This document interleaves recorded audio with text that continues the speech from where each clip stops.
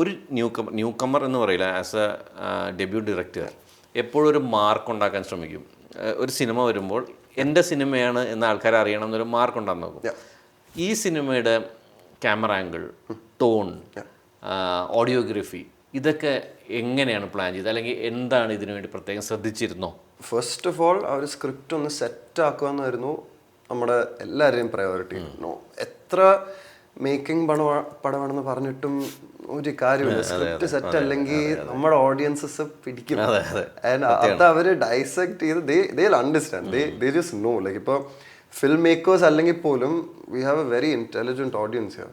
So തട്ടിക്കൂട്ട് ഇവിടെ നടക്കൂല എന്തായാലും നടക്കൂല.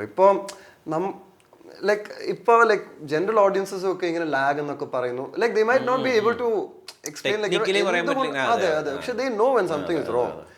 സോ സ്ക്രിപ്റ്റ് സെറ്റ് ആക്കുമെന്നായിരുന്നു ഫസ്റ്റ് ആൻഡ് ഫോർമോസ്റ്റ് പ്രയോറിറ്റി. അതിനുശേഷം ലൈക്ക് എനിക്ക് അതിന് I had a lot of help from നമ്മുടെ സ്ക്രീൻ പ്ലേ ആൻഡ് ഡയലോഗ്സ് എഴുതിയ സനൂപ് തായ്ക്കൂടം എന്ന് പറഞ്ഞു. എൻ്റെ മലയാളം അത്രയും സ്ട്രോങ് അല്ല, എൻ്റെ ഒരു കൊച്ചി ഫ്ലേവർ എനിക്ക് അത്രയും കൊണ്ടുവരാൻ പറ്റില്ല. അത് Sanoop and his team, Amal and Adarsh എന്ന് പറഞ്ഞ് അവര് വന്ന് അങ്ങ് ലൈക്ക് പൊളിയാക്കി. Like you feel the life of Kochi, like that Kochi blood running through it. അത് സെറ്റാക്കി വന്നപ്പോഴത്തേക്ക് തന്നെ എൻ്റെ മനസ്സിലുണ്ടായിരുന്ന കുറേ റെഫറൻസസ്, ഒരു ട്രീറ്റ്മെൻറ്റ് നോട്ട്സും ഒക്കെ ഒന്ന് പതുക്കെ ഒന്ന് മാറാൻ തുടങ്ങി. ലൈക്ക് സനൂപ് എൻ്റെ അടുത്ത് മെയിൻലി പറഞ്ഞുകൊണ്ടിരുന്നത്, എടാ എൻ്റെ ഇംഗ്ലീഷ് പരിപാടിയൊക്കെ അവിടെ കൊച്ചിയാക്കുക ആദ്യം. അപ്പം തന്നെ എൻ്റെ റെഫറൻസ് മാറി തുടങ്ങി. The music he would make me listen to, like അത് മാറി തുടങ്ങി. ഇവിടുത്തെ സിനിമകളിൽ എങ്ങനെയാണ് നമ്മൾ മുമ്പും ഒക്കെ കണ്ടിട്ടുള്ളതെന്നൊക്കെ like he would show me.